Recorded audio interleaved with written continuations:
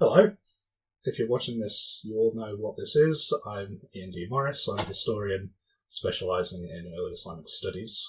I was, for 3 years, a Marie Skłodowska-Curie Fellow in history at the Spanish National Research Council, and I've taught history to undergraduates at the University of St Andrews. This class, rather than being a simple lecture where I talk at you, is meant to be a little more hands-on. It's meant to be in the style of an undergraduate seminar where we're all able to contribute a little bit. We're all able to exercise our reasoning muscles. And obviously, this audience is going to be made up of people with very different backgrounds and skill sets. So I'm going to try not to go too quickly. I'm going to try not to overload you with information, but at the same time, we are going to get into some pretty meaty parts of early Islamic studies as soon as possible.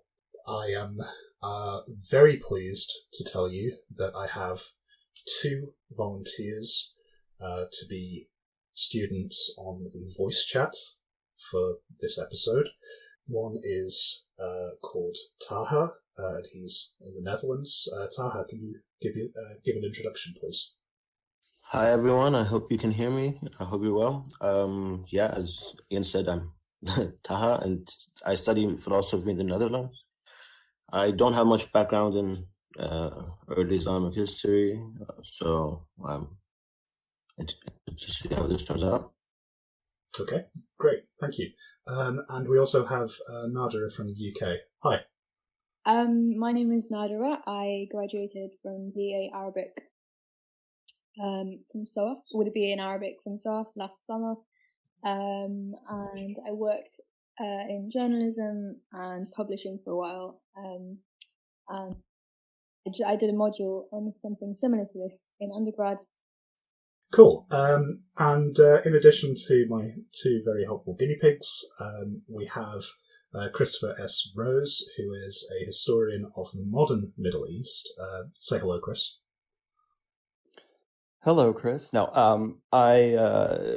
good to be here. I'm a postdoctoral fellow at the Institute for Historical Studies at the University of Texas, Austin. I started off as a medievalist, and I've taught early Islam multiple times, but I couldn't resist the lure of typewritten documents. And so when I began to specialize and develop my thesis, I went in the direction of 19th and 20th century Egypt. Very good. So welcome, all 3 of you. Those of you who are signed into Twitch now, you can ask questions as we move forward. I'll try to keep an eye on the chat box as we go. If you could keep it somewhat relevant to the material at hand, that'd be great. Please don't ask me if, Salman al-Farsi was actually a Kurd or something. Let's try and stay on topic. The text that we're going to be looking at today is one by the medieval historian Muhammad ibn Jarir al-Tabari. Let's bring that up. There we go. So al-Tabari was writing around about the year 900 in Iraq. He was, as the name suggests, from the region of Tabristan in northern Iran. And he is one of the really great, almost programmatic writers in early Islamic history, as well as Muslim exegesis, the study of the Quran. So his chronicle, being such an important work, has been translated into English in full. I think you can see behind me there, top row of the bookshelf and a little bit of the second row. That's all the 40-volume series of Tabari from State University of New York Press. Different translators have produced the different volumes. The one that we're looking at is, I believe, volume 8 of that. And it's just a 5-page extract about an encounter between Heraclius and an early member of the Muslim community, not yet a Muslim at this time. So let's jump right into this. Taha, could you give us an introduction to what actually happens in this story? What's the sequence of events? So the extract is encounter narrated by Abu Sufyan bin Harb, talking about the time at which there were at truce with Muhammad, and he was in Syria, basically the Syrian region, for trade, and he had an encounter with Heraclius there, and Heraclius inquired about the prophet that was rumored to have arisen among the Arabs. Well, that's a very, very short précis. Can you tell us what happens in this encounter? So what happens in the encounter is that Heraclius wakes up. Well, according to the narration, Heraclius wakes up with a dream that someone from the circumcised people will take. Well, as it says, that he was shown in a dream that from people from the kingdom of the circumcision will be victorious, and so he hears about the prophet of the Arabs, of the other nation that besides the Jews that is also circumcised. So he's from Hijaz that could tell him about this Arab. So he finds Abu Sufyan, and Abu Sufyan comes and is asked a certain number of questions about Muhammad's family and about who his followers are, and Abu Sufyan answers him, and he can't really criticize the prophet as this narration goes. Okay. So this story is set at the time when Muhammad is still working as a prophet. The prophet Muhammad is said to have died in the year 632. So this is in the years before that. And Abu Sufyan, who is a member of his tribe from a very closely related clan to Muhammad's, is on a trade mission to Syria. And this seems to have been pretty normal for the Quraysh tribe of Mecca at this time. And while Abu Sufyan is in Syria, the Emperor Heraclius is also there, having won a major victory against the Iranian Empire under the Sassanid dynasty. Heraclius has this dream that his nation is going to be destroyed by a circumcised people, as Taha says. The key point here is that Heraclius thinks the circumcised people must be the Jews, but of course it turns out to be the Muslims. And he learns this by having this conversation with Abu Sufyan, who satisfies him that the person Muhammad really is a prophet. He has all of the qualities that one would expect of a prophet. So that's quite interesting, isn't it? That here we have the Emperor Heraclius, who is a Christian, portrayed as validating the truth of Muhammad's prophethood. Nadira, you have also read this extract. Can you tell us a little bit about the way that these two figures, the Emperor Heraclius and the merchant leader Abu Sufyan, are portrayed in this text? Like, what are their qualities meant to be, and why do you think they're portrayed in this way? Yeah, I think start with Heraclius. Heraclius was, I think, portrayed as quite grand. He's portrayed as someone who has a group of people around him who serve him, and they refer to him as king. And I think that's quite interesting because the parts where he says towards the end, "I wish I could wash his feet," or I wish this man was in front of me and I could wash his feet. That, I think, shows the extent to which Abu Sufyan's words affect him, or how his message affected him. And I think Abu Sufyan, one thing I noticed is that he tried to downplay. Well, he said the truth about Muhammad, but I think he also tried to downplay and said, he said himself he began minimizing his importance to Heraclius. Mm-hmm. And so, I think Heraclius is portrayed as someone with a very high status amongst his people, and Abu Sufyan is someone who is close to the prophet, but also tries to downplay his importance to Heraclius. Okay. So why do you think, for the purposes of this story, Abu Sufyan and Heraclius are portrayed as having this kind of reaction to the person of Muhammad and the story that's being told about him? I think in terms of Heraclius, my best guess would be that it's trying to portray how effective or how the extent or the power that Muhammad had at the time in terms of like his message and his mission, in that it reached Heraclius, who was all the way in Syria, and by way of someone who wasn't even a follower, who was someone who was kind of in the opposing party at the time, Abu Sufyan. And I think that shows a lot about the mission at the time. Yeah. For narrative purposes, and I really want to underline this right now. Ostensibly, this is an account of something that actually happened, but as with all history writing, there's also there are matters of framing, there are choices about emphasis. This is a work of literature. It's not simply data. So the way that these characters are presented by our author, al-Tabari, or his sources, is significant.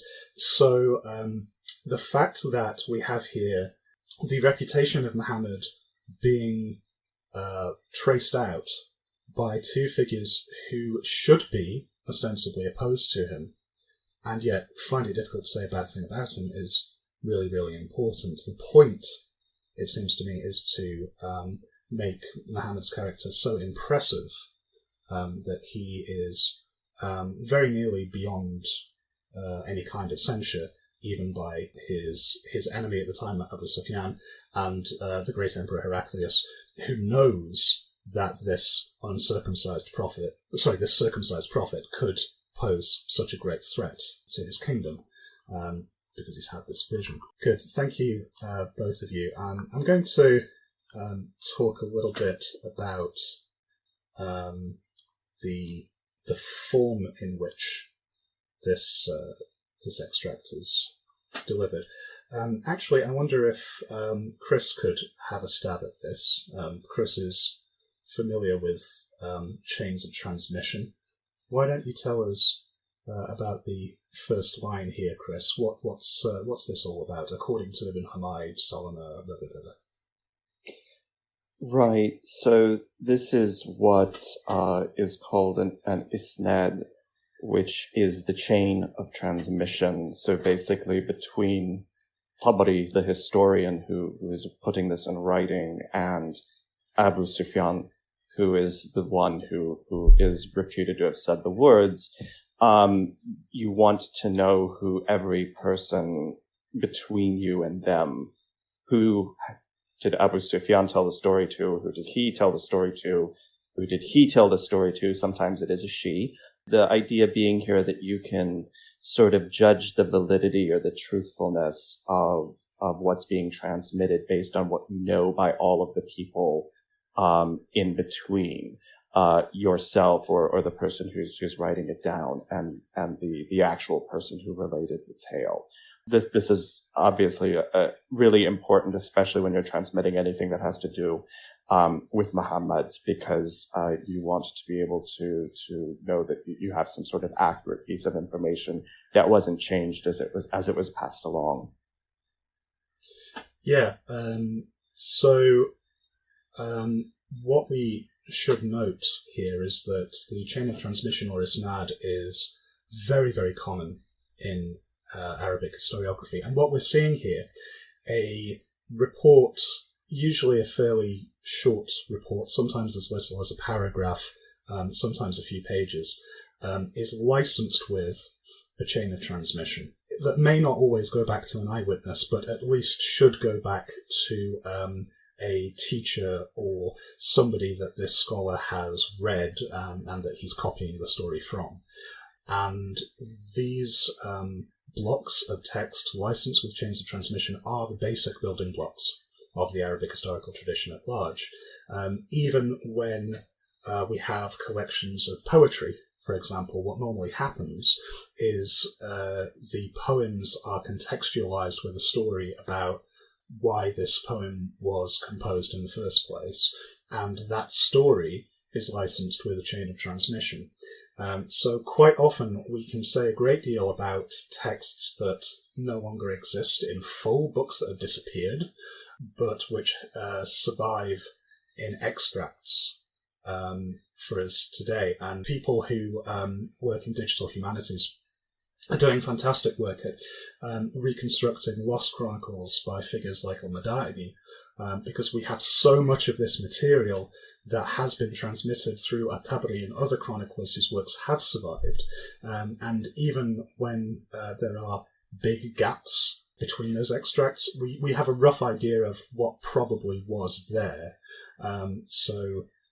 As the technology advances, we're going to find more and more that we can look a little bit further into the past of textual transmission. This is, however, a bit of a double-edged sword, because chains of transmission are not necessarily accurate.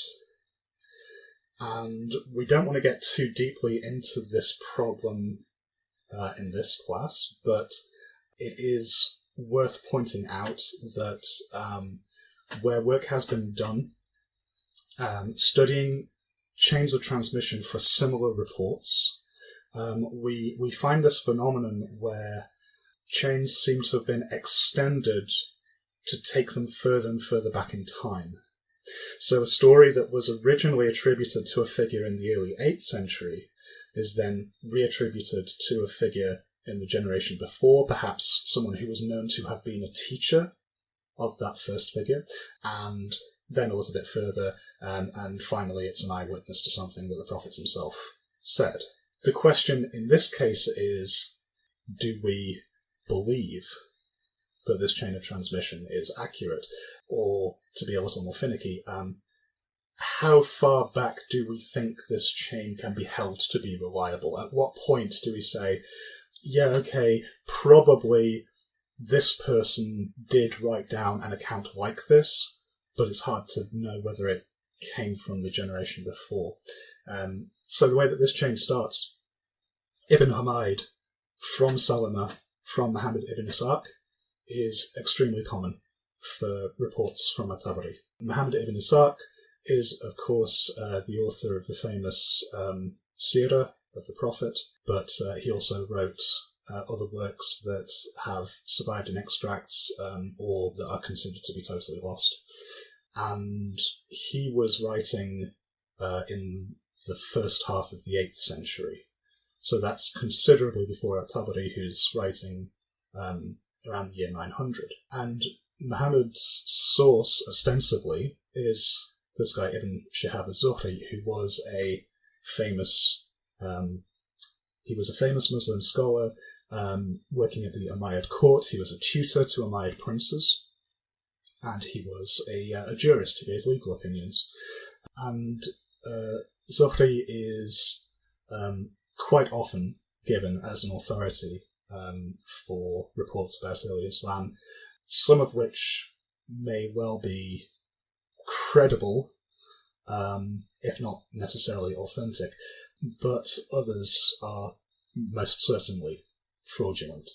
And beyond that, it gets really, really hard to know whether these figures were actually involved in the chain of transmission. And I'll tell you that from my experience of reading early Muslim exegesis, I know very well how often Abdullah ibn Abbas is given as the authority for a story that either is very clearly a late fabrication or that was actually circulated by a much later figure originally and then reattributed to him. Because Abdullah ibn Abbas is this very grand figure in early Muslim thought who serves as a kind of repository for the opinions of differing legal and exegetical schools, people who disagreed bitterly on very important issues within Islamic thought. They all sort of dumped their chains of transmission into his lap because he was recognized as being such a great authority, and he was also very close in time to the Prophet himself. He was a boy when the Prophet died, so he could hypothetically have been there for very important events in early Islamic history. Whether this story actually is told by the eyewitness Abu Sufyan ibn Harb, whether this really came from him, or whether it is, in fact, a later fabrication, a bit of sort of folklore that has been attributed to him and given this very scholarly-looking, very thorough and very impressive high pedigree chain of transmission. It's quite hard to discern. And at the moment, the way that we would try to authenticate a chain of transmission, at least partially, is by finding variants of the same reports across different texts that have slightly different chains of transmission and seeing if they sort of match up. So you can create like a family tree of reports that all go back to the same person, but they branch off at different points. As far as I know, we can't do that for this report because while this report is repeated in other collections, it's repeated in the Kitab al-Ghani in the 9th century and the famous Hadith compilation of al-Tabari, the chain of transmission, as far as I know, is the same. So we can't do that kind of what you might call schematic analysis.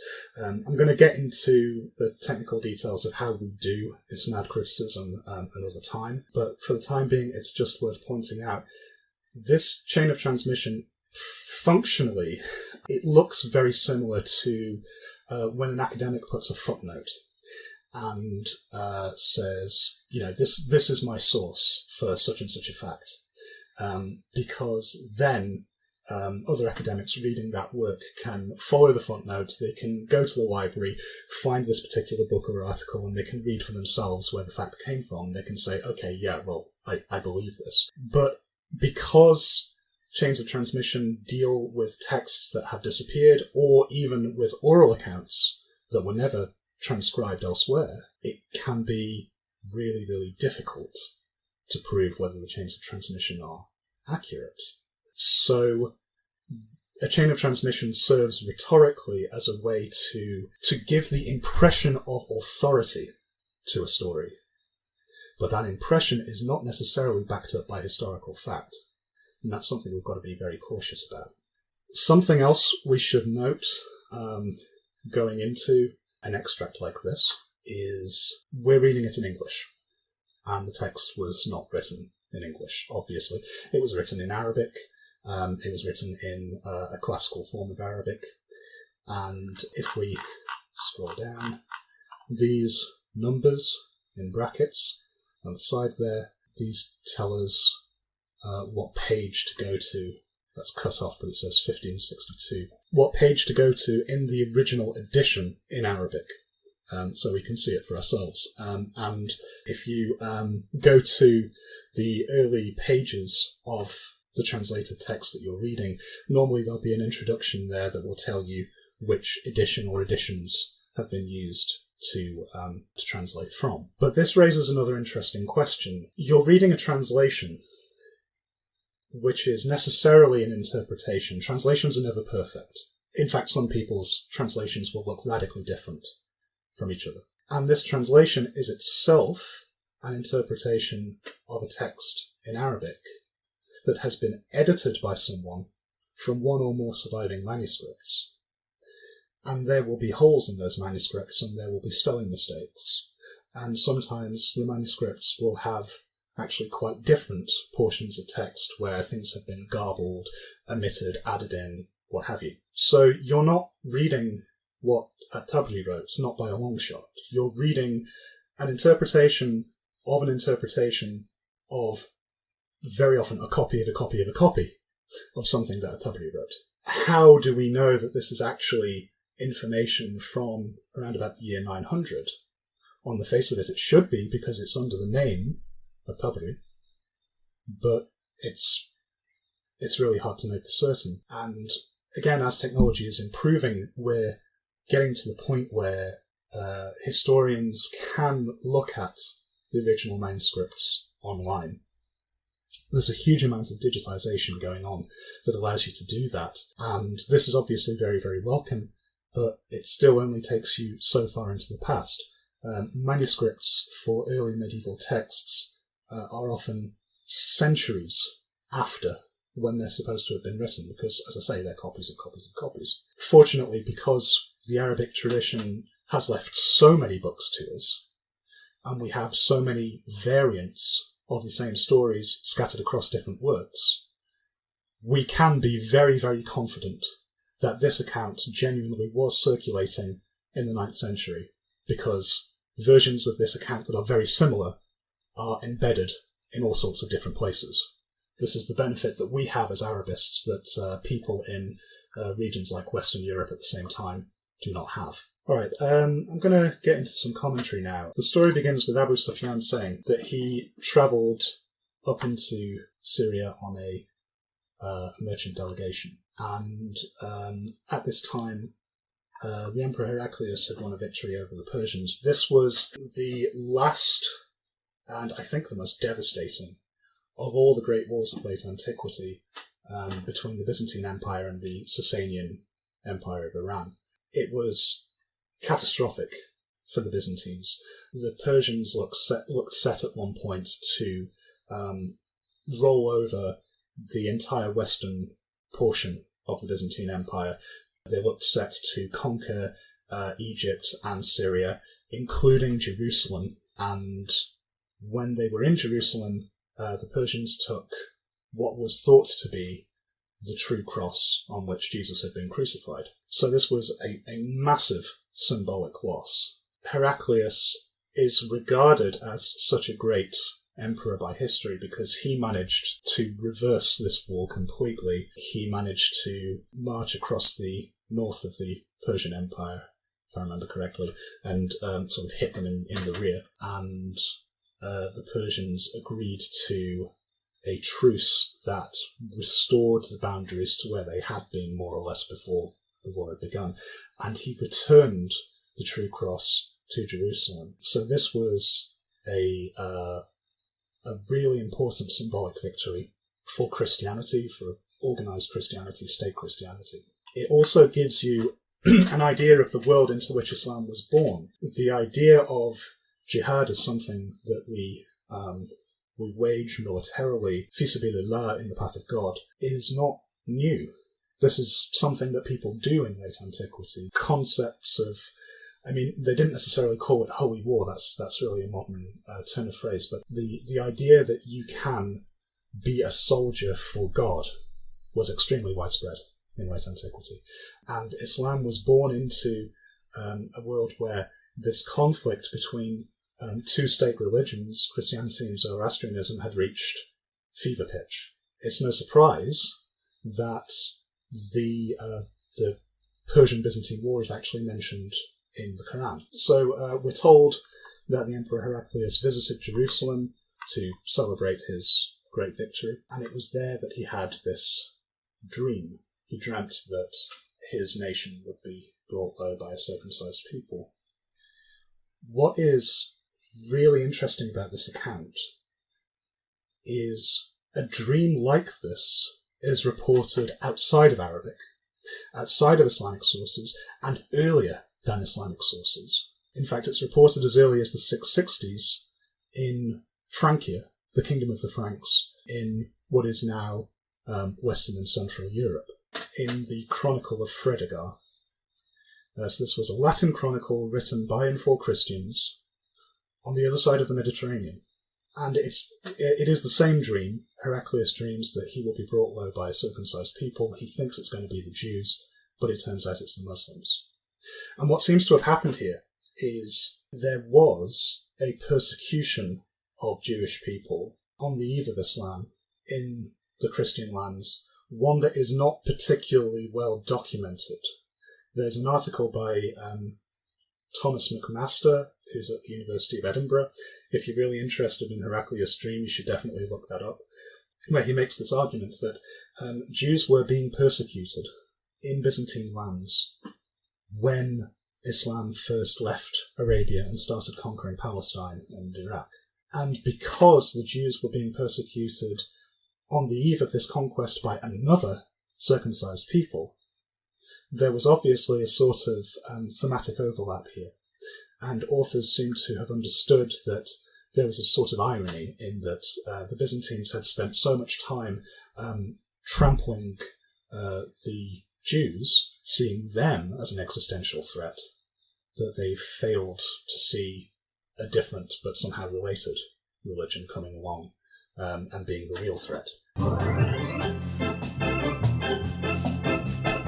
So this idea of Heraclius' dream is being spread already in the 660s, which leads me to the really salient question for us as historians, and I'm going to ask Taha what he thinks of this. Taha, do you think this story is true in part or on the whole? What's your feeling about this?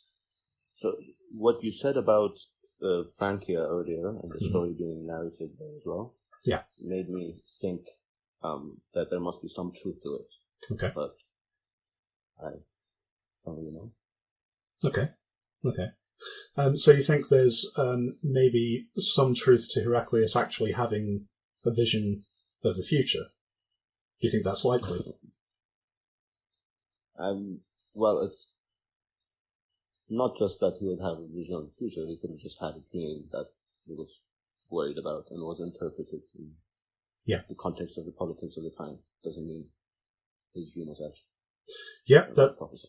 That's perfectly fair. I mean, obviously people in late antiquity did interpret dreams very seriously.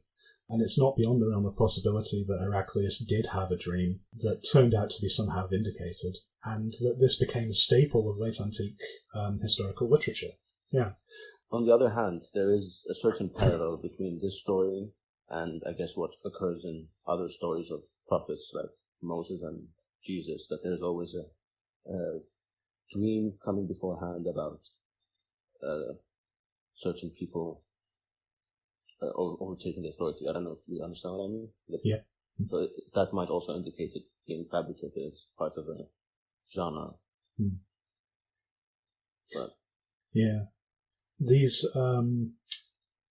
we might call them prophetic dreams, although Heraclius was not technically a prophet in the Muslim sense, but dreams that tell the future are obviously very potent in the biblical and parabiblical religions.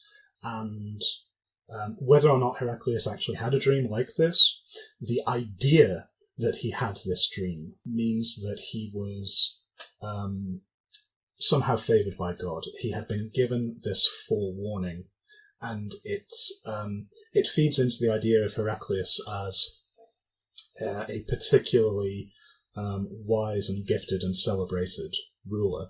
The Muslim tradition, as we can tell from this extract, it doesn't view Heraclius in a particularly negative light, even though it does have some very cruel things to say about the Byzantines on the whole, because Heraclius is seen as being this very upstanding, very sage character, in much the same way that Abu Sufyan is portrayed, actually, because Abu Sufyan at this time was not yet a Muslim.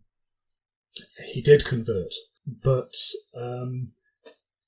he was understood to be a very savvy political operator. And as this text says, when Abu Sufyan contemplates the possibility of lying to the emperor, he decides not to. Not only because he knows that the emperor could punish him severely if he's found out, but also because, as the text says, I was too lordly to lie.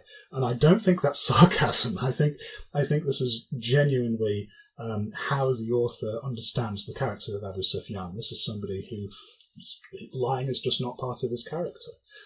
So both of these individuals are portrayed in a very, very positive light. The topos, the commonplace theme of predicting a future cataclysm cannot be divorced from this kind of context. Like, we have to bear in mind what sort of person Heraclius is constructed to be within the text in order to analyse the dream that way. It's also worth pointing out that in this text and in other texts, his Heraclius's vision of the future is linked with his study of astrology, which is a legitimate science for late antique and early medieval people, and becomes very, very important at the Abbasid court in Iraq, around which al-Tabari himself was writing in the later 9th century. So he has this dream that he's going to be defeated by circumcised people. Now, I don't know a great deal about this off the top of my head, but I do want to point out that a lot of the earliest sources for Islamic history, before the explosion of Arabic literature after 750, in languages like Armenian, Greek, Latin, Aramaic, a lot of these texts do emphasize some kind of kinship between Judaism and Islam, to the point where some scholars, somewhat on the margins of our field, have suggested that Islam was perhaps kind of a Jewish or para-Jewish heresy, or that there was a particularly close alliance between the Jews and the early Muslims. This is all very controversial, but you can understand why, from the Christian point of view, this affinity between Jews and Muslims would be pointed up, not only for the obvious formal reasons between the two religions that we have here, religions that are both legalistic, that both do practice circumcision and dietary laws and things like that, that are less important in normative Christianity, but also because, from the Christian point of view, Judaism really is the only biblical religion that is known.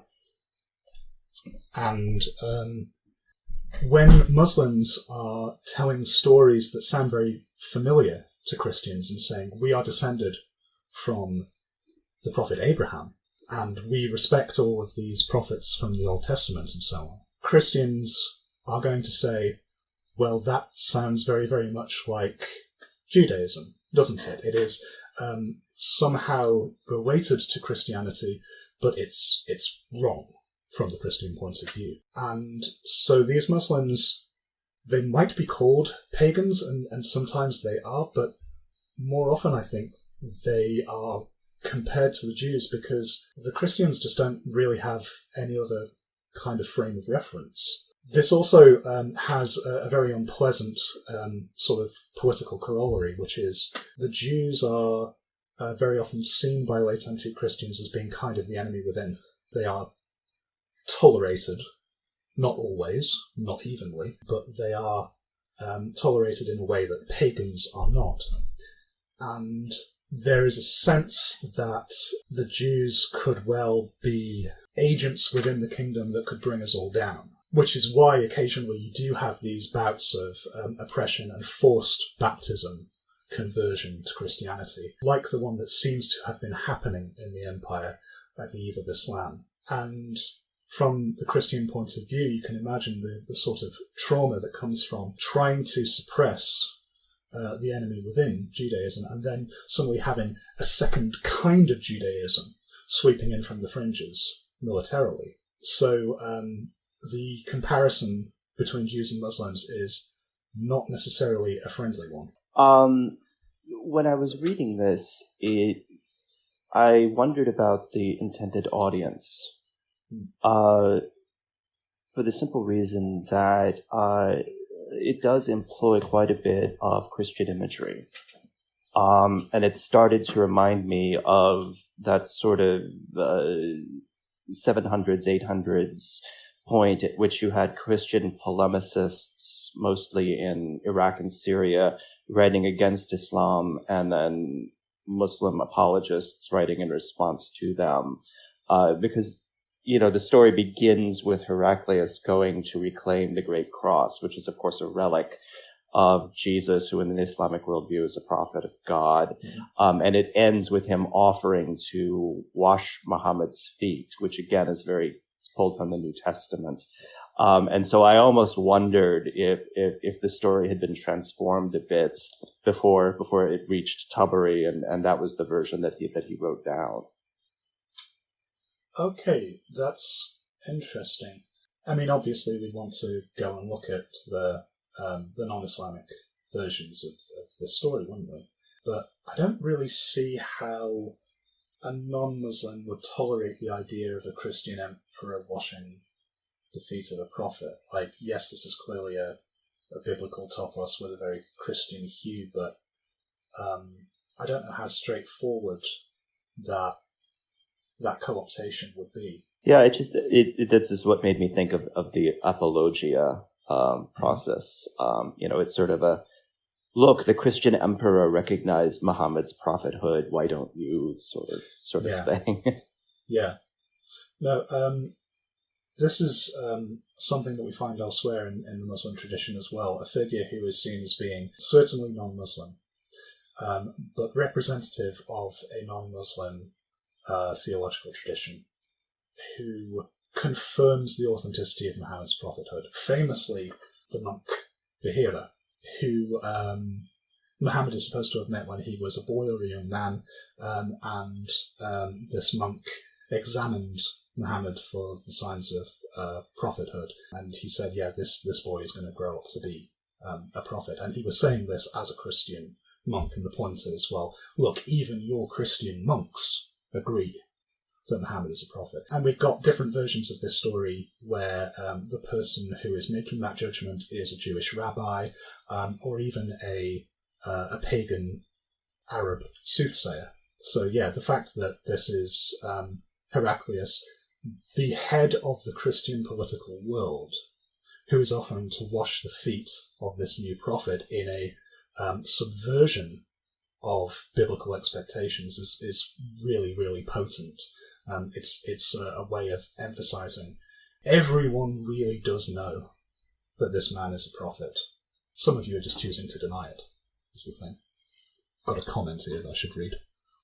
Yeah, the relationship between early Muslims and Christians and Jews is really, really controversial, and I can't speak with authority on it right now.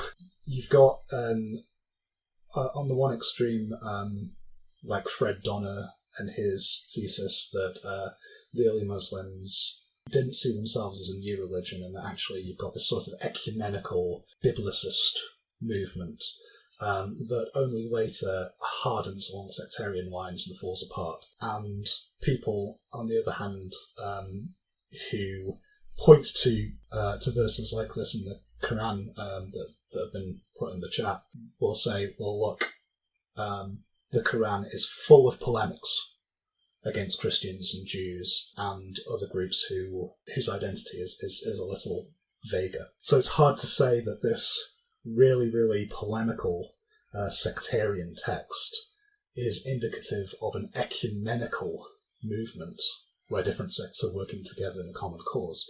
I don't really have an answer to that, but I would just say what may be obvious to historians, but it isn't obvious to everyone, that the identity of Muslim is one that was not completely fixed already in the 7th century. It did go through some pretty major changes, because the world in which the Muslims lived changed very, very quickly with the establishment of a new religion, a new empire, a new civilization. And so what a person in 650 understood a Muslim to be, and the relationship between Muslims and Jews and Muslims and Christians, would be very, very different from somebody at the time that Tabari is writing 250 years later.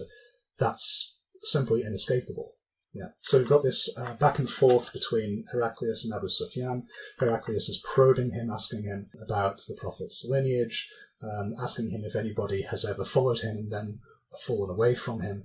And every time Abu Sufyan answers, he's of the best lineage. Nobody has ever abandoned him after following him, and so on. And the rhetoric here is so neat.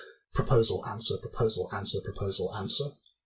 That it's very, very clear that what we're reading is a work of literature. Like, it isn't necessarily a transcript of of what people actually said. So even if it does encode a real historical encounter, and personally I don't think it does, it is written in a way that is very pleasant to read. It's very formally neat and tidy, and you just can't get away from this fact that most of what is in the Arabic historical tradition is not only literature, but like high literature. It's very, very nicely written, a lot of it.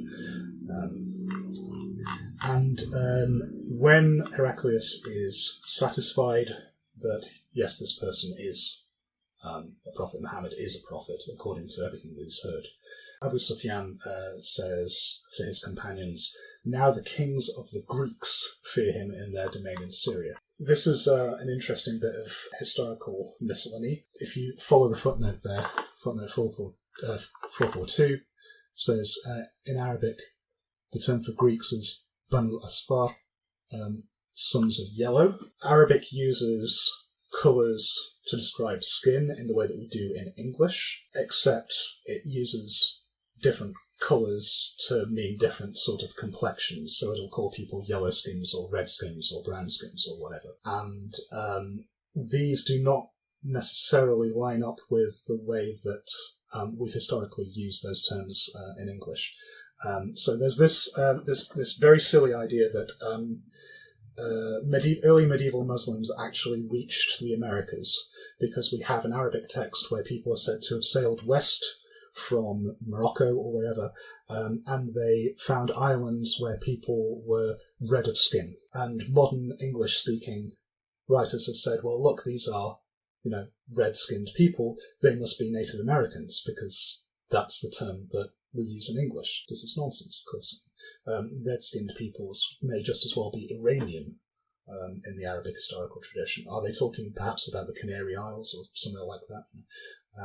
We don't know. The Byzantines are never called Byzantines in Arabic. They are often called Romans, and even Christians within the Muslim Empire who are Greek-speaking and who follow the Byzantine Chalcedonian rite, they're called Romans. They don't tend to be called Greeks as such, like the modern Arabic word for Greek is Yunani, which is derived from Ionia, which was a region of the ancient Greek diaspora. No, they would call them just Romans. And the Persians they would call Persians, Fars.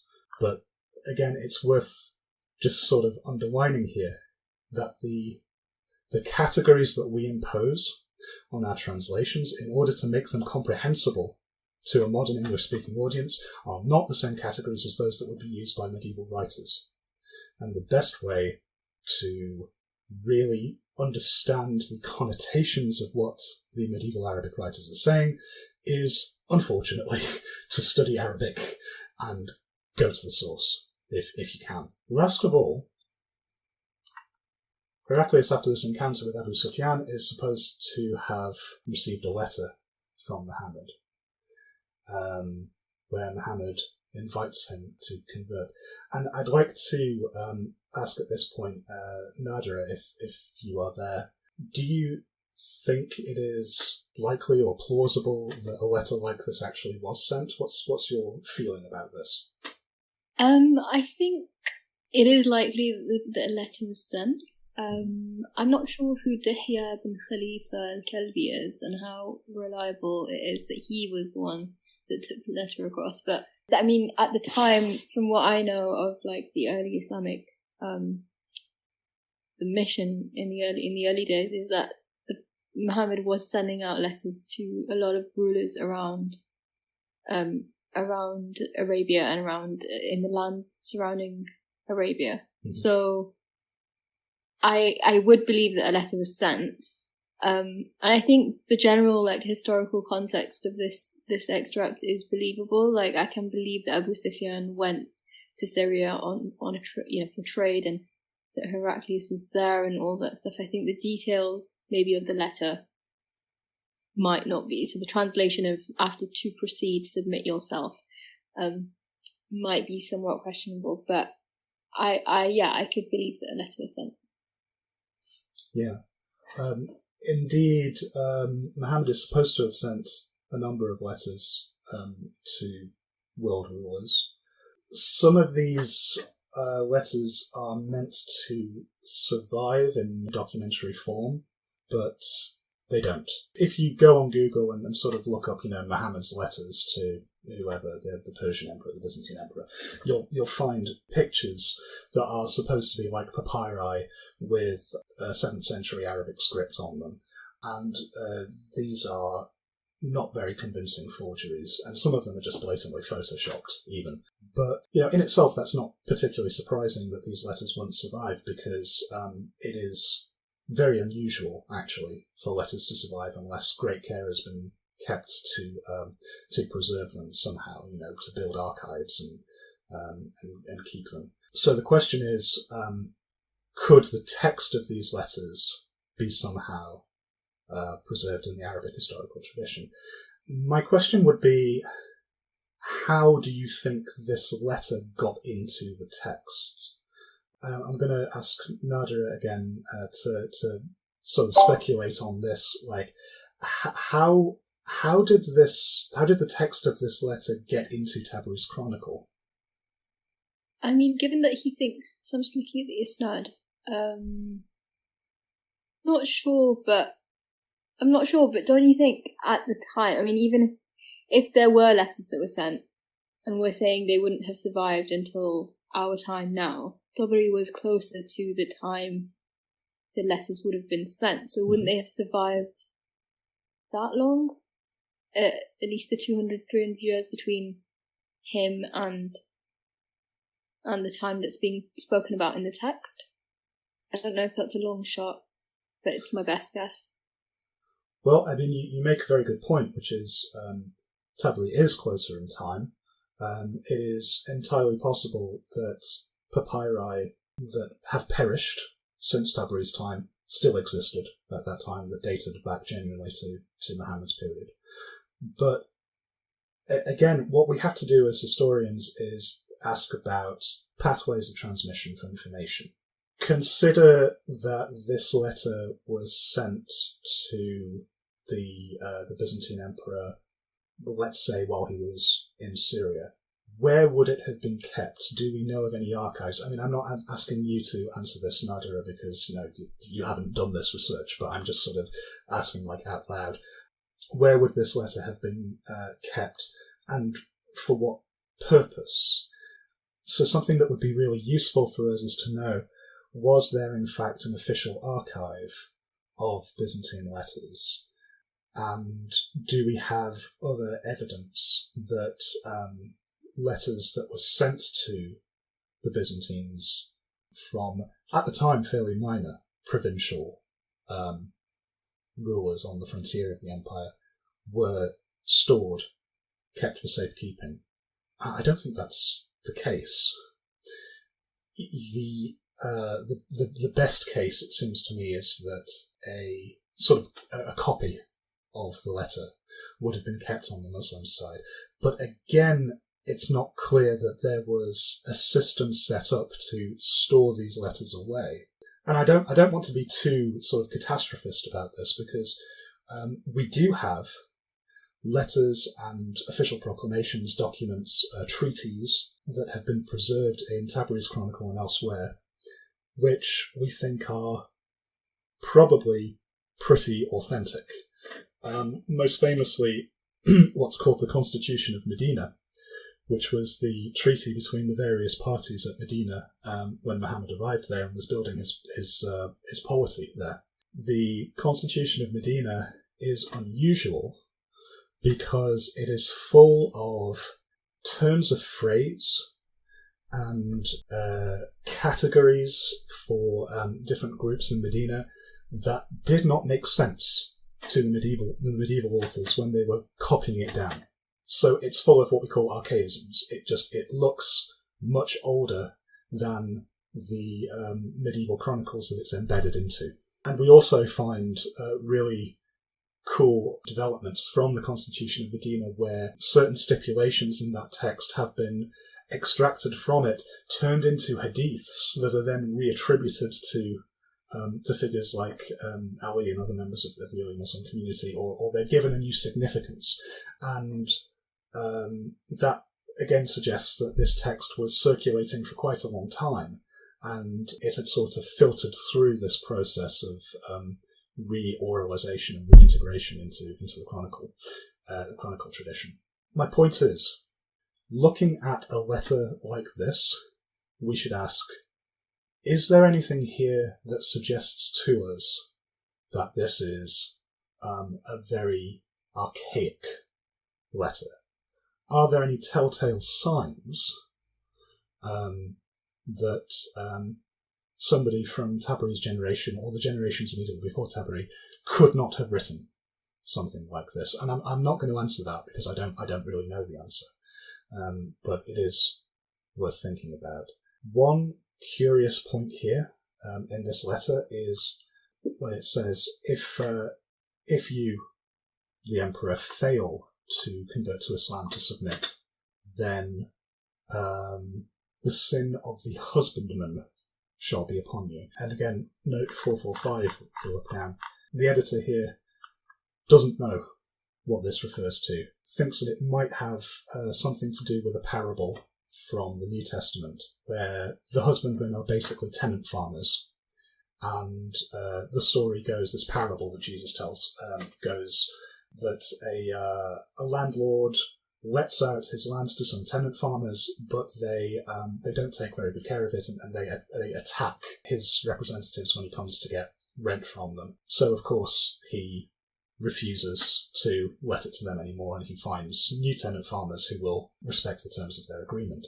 Jesus' point seems to be, as good Christians, you're expected to abide by a certain code of conduct, and if you fail to do that, then bad things are going to happen to you because you're not tending to the world that you've been given properly. Theologians will probably be really angry with the way that I've summarised that, but it's along those lines.